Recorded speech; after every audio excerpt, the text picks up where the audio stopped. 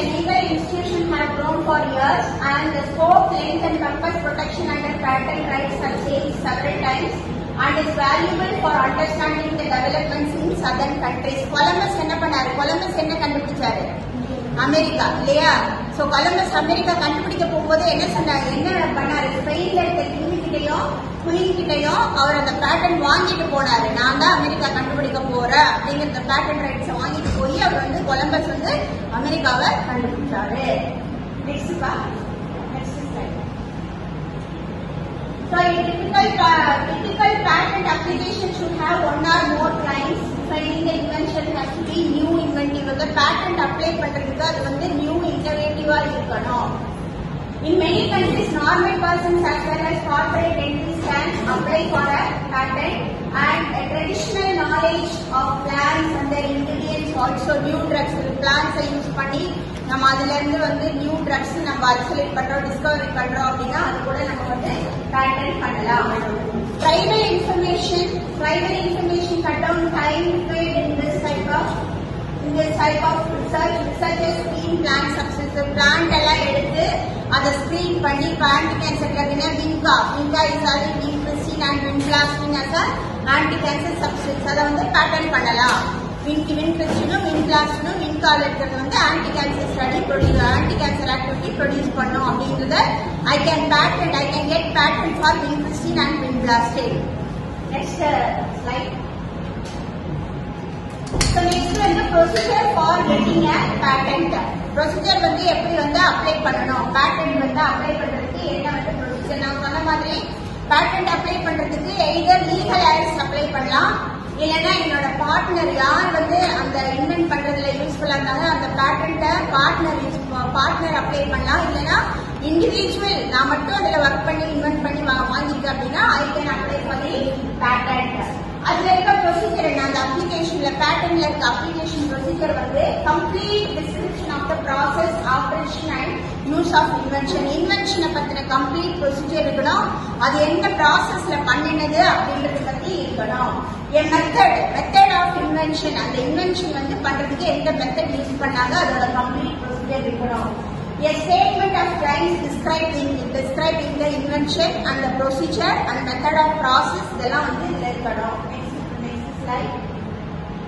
Application submitted to the provisional specification. Application submit பண்ணதுக்கு அப்புறம் என்ன ஆகும் அப்படின்னா controller of patent அது வந்து நல்லா scrutinize பண்ணுவாங்க. Scrutinize பண்றதுக்கு he will be taking 18 months. 18 monthsனா nearly 1.5 years எடுத்துக்குவாங்க. இப்போ நீங்க ஒரு patent application நீங்க submit பண்றீங்கன்னா they will take 18 months for scrutinizing. The controller of patents என்ன பண்ணுவாரு? 1.5 years டைம் எடுத்து அந்த பேட்டன்ட் நல்லா வந்து ஸ்க்ரூட்டனைஸ் பண்ணுவாரு. வேற யாராவது இது மாதிரி ப்ராடக்ட் பண்ணிருக்காங்களா, வேற மெத்தட் ஃபாலோ பண்ணிருக்காங்களா, இது வந்து நியூ இன்வென்டட் ப்ராடக்டா, இது யாரும் இது வரைக்கும் ட்ரை பண்ணாத ப்ராடக்டா, அப்படி எல்லாம் வந்து அவங்க வந்து நல்லா ஸ்க்ரூட்டனைஸ் பண்றதுக்கு they will be taking 18 months. And the examiner, controller of patents என்ன பண்ணுவாரு? அதுக்கு ஒரு எக்ஸாமினர் அப்பாயிண்ட் பண்ணுவாரு. அந்த எக்ஸாமினர் என்ன பண்ணுவாரு? fulfillment of the requirements of the act, the act பிரகாரம் அந்த அப்ளிகேஷன் வந்து கம்ப்ளை ஆகுதான்னு பார்ப்பாங்க. if a reason is available to oppose the grant and patent வந்து oppose பண்றதுக்கு ஏதாவது இருக்கா அதுல அப்படின்னு பார்ப்பாங்க. அந்த செக்ஷன் 13 வந்து ஒபே பண்ணுதான்னு பார்ப்பாங்க. Next slide. எக்ஸாமினர் வந்து இதெல்லாம் வந்து ஸ்க்ரூட்டனைஸ் பண்ணிட்டு 1.5 years 18 months அவங்க ஸ்க்ரூட்டனைஸ் பண்ணி they will give the report to the controller of patents. Controller of patents apply பண்ண அந்த எக்ஸாமினர் வந்து இதெல்லாம் ஸ்க்ரூட்டனைஸ் பண்ணி 18 months கழிச்சு அது வந்து ரிப்போர்ட்டை வந்து கண்ட்ரோலர் ஆஃப் பேட்டன்ஸ்க்கு சப்மிட் பண்ணுவாங்க. சப்மிட் பண்ணதுக்கு அப்புறம் என்ன பண்ணுவாங்க?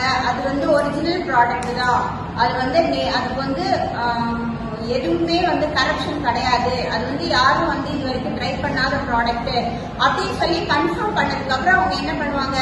அக்செப்டன்ஸ் கொடுப்பாங்க. ஓகே இதுக்கு வந்து நாங்க பேட்டன்ட் கொடுக்குறோம் அப்படின்னு அக்செப்டன்ஸ் கொடுத்ததுக்கு அப்புறம் என்ன பண்ணுவாங்கன்னா 4 months கழிச்சு பப்ளிக்கு ஒரு அட்வர்டைஸ்மெண்ட் கொடுப்பாங்க. இந்த மாதிரி ஒரு நியூ ப்ராடக்ட், இப்ப நான் வந்து ஒரு டெலிபோனே ஃபார் எக்ஸாம்பிள் டெலிபோன் யார் கண்டுபிடிச்சது? Graham bell. அது மாதிரி இப்ப நாங்க ஒரு டெலிபோனே நான் வந்து கண்டுபிடிக்கிறேன்னு வச்சுக்கோங்களேன், அது வந்து என்ன பண்ணுவாரு? பேட்டன்ட் கண்ட்ரோலர் ஆஃப் பேட்டன்ட் என்ன பண்ணுவாரு? 18 months எடுத்து ஸ்க்ரூட்டனைஸ் பண்ணுவாரு. டெலிபோன் வந்து விஜயலட்சுமி மேடம் தான் கண்டுபிடிச்சாங்களா இல்ல வேற யாராவது கண்டுபிடிச்சாங்களான்னு 18 months ஸ்க்ரூட்டனைஸ் பண்ணிட்டு அந்த எக்ஸாம் ரிப்போர்ட் சப்மிட் பண்ணதுக்கு அப்புறம் என்ன பண்ணுவாரு, பப்ளிக்கு அட்வர்டைஸ்மெண்ட் கொடுப்பாரு. இந்த மாதிரி இந்த பர்டிகுலர் லேடி வந்து டெலிபோனை கண்டுபிடிச்சிருக்காங்க, இது வரைக்கும் யாரும் இதை அட்டம் பண்ணல, யாரும் இதை கண்டுபிடிக்கல, இப்பதான் ஃபர்ஸ்ட் டைம் கண்டுபிடிச்சிருக்காங்க அப்படின்னு சொல்லி பப்ளிக் அட்வர்டைஸ்மெண்ட் கொடுத்து பப்ளிக்கு வைப்பாங்க, பப்ளிக் இன்ஸ்பெக்ஷனுக்கு வைப்பாங்க. அப்ப பப்ளிக் என்ன பண்ணுவாங்க, வந்து அந்த ப்ராடக்ட்டை பார்த்துட்டு அவங்களுக்கு ஏதாவது கம்ப்ளைண்ட்ஸ் இருந்ததுன்னா அப்போஸ் பண்ணலாம், பப்ளிக் வந்து அப்போஸ் பண்ணலாம். இல்ல இந்த மாதிரி ப்ராடக்ட் ஆல்ரெடி இருக்கு, இல்ல இந்த ப்ராடக்ட் வந்து காப்பி பண்ணி பண்ணிருக்காங்க, வேற இதே மாதிரி ப்ராடக்ட் இருக்கு அப்படின்னு எல்லாம் இருந்துச்சுன்னா they can apply, they can oppose the patent. சரியா? அப்போ